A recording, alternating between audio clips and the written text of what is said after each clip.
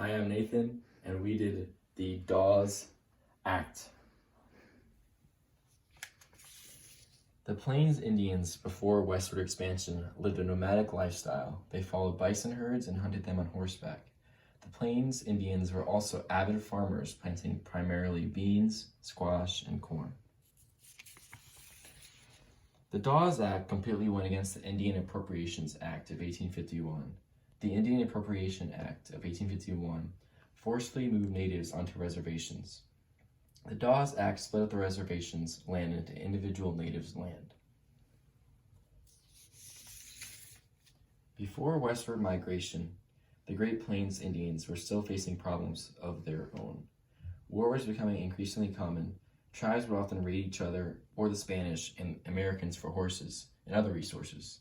There were also diseases from European explorers. The most famous person related to the Dawes Act is the Massachusetts Senator Henry Dawes.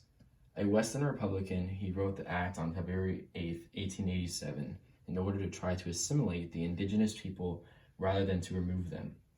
In achieving this purpose, he failed miserably.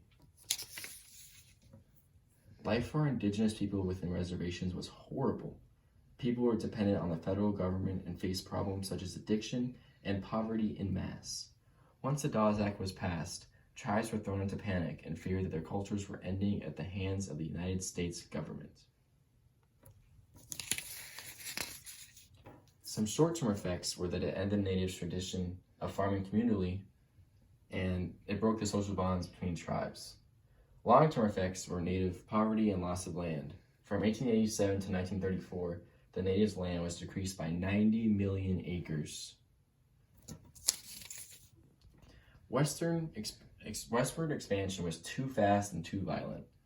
America's seize of land from natives was unjust, as the U.S. government were only seeking resources the Western lands offered, and therefore broke promises, forced them onto reservations, and then further sold their land to white settlers. Well, that's going to do it for the Dawes Act. We'll keep in touch until next time. Peace.